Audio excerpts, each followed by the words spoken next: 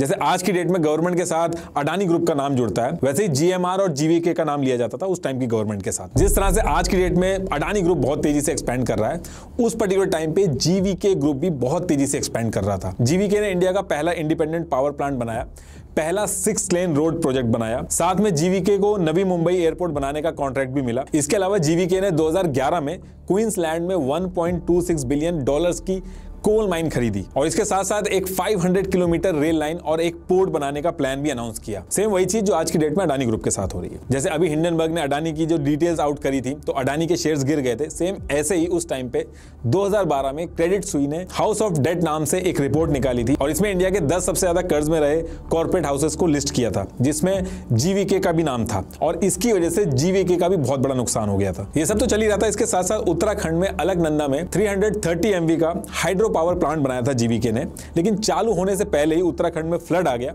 और वो प्रोजेक्ट 2 साल के लिए डिले हो गया। और ये जो 2012 का उत्तराखंड वाला प्रोजेक्ट था, ये डिले होके 2014 में पहुंच जाता है और उसके बाद गवर्नमेंट चेंज हो जाती है। और जब गवर्नमेंट चेंज हो गई तो 2014 में जब पंजाब में 540 MW Goindwal Sahib thermal power project बनकर तैयार हुआ, तब सुप्रीम कोर्ट ने कोल ब्लॉक्स की एलोकेशन को कैंसिल कर दिया, जिसकी वजह से जीवीके को कोल मिलना मुश्किल हो गया था। कुल मिला के हर साल इनकी सिचुएशन टफ होती जा रही थी। अब देखिए, ये जो टाइम था, यहां से जीवीके का बुरा टाइम चालू हो जाता है।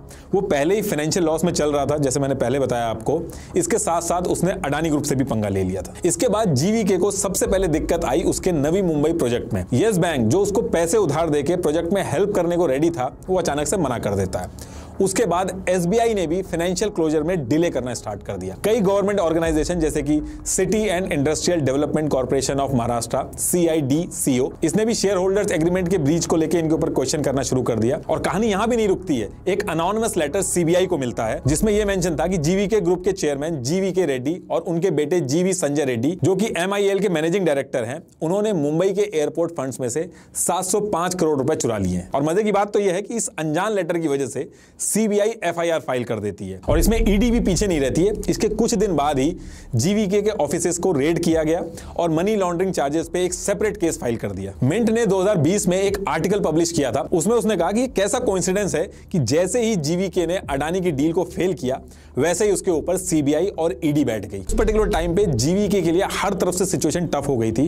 फिर अचानक से एक दिन न्यूज आती है कि जीवीके अडानी से डील करने को मान गया है और अब जीवीके मुंबई एयरपोर्ट को जो शेयर्स हैं वो अडानी को दे देगा और उसके बदले में अडानी जीवीके के जो लोन है एसबीआई वगैरह पे वो पे कर देगा। इसके साथ साथ ACSA और बिडवेस्ट ने भी चुपचाप अपने शेयर्स अडानी को बेच दिए और अडानी ग्रुप के पास 74% स्टेक आ गए। और इतना ही नहीं, मुंबई एयरपोर्ट के साथ साथ जो under construction Navi Mumbai airport भी था, वो भी अडानी के पास आ गया था। और जब जीवीके मान जाता और डील डन हो जाती है, उसके कुछ महीने बाद जनवरी 2023 में सीबीआई कहता है कि जीवीके के ऊपर जो केस लगा था उसमें कोई करप्शन नहीं मिला, जीवीके की कोई गलती नहीं है। तो इस तरीके से मुंबई एयरपोर्ट जो है वो अडानी ग्रुप के पास आ जाता है। देखिए, जिस वीक में मुंबई एयरपोर्ट अडानी ग्रुप के पास जाता है, उसके नेक्स्ट वीक में एक न्यूज आती है जिसमें civil aviation minister Hardeep Puri ji कहते हैं कि मैं अपने दिल से कह सकता हूं कि सरकार को एयरपोर्ट और एयरलाइंस नहीं चलानी चाहिए, ये सारी चीजें प्राइवेट प्लेयर्स को दे देनी चाहिए। और ये स्टेटमेंट जब आई थी तो उससे लगने लगा था कि आगे और भी एयरपोर्ट जो है उनको प्राइवेटाइज किया जाएगा। और लोगों के असम्पशन सही निकले, क्योंकि उसके कुछ दिन बाद गवर्नमेंट ने अनाउंस किया कि गवर्नमेंट अपने 6 और एयरपोर्ट, जिसमें अहमदाबाद, गुवाहाटी,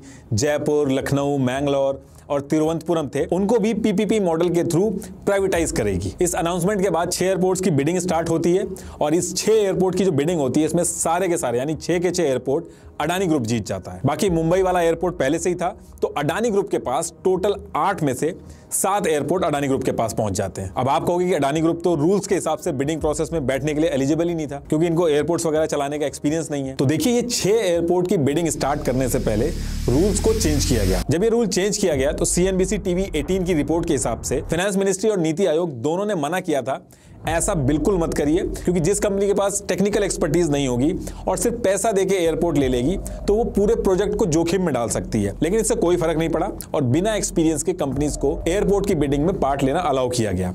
और यही रीजन था कि अडानी ग्रुप बिडिंग प्रोसेस में बैठ पाया।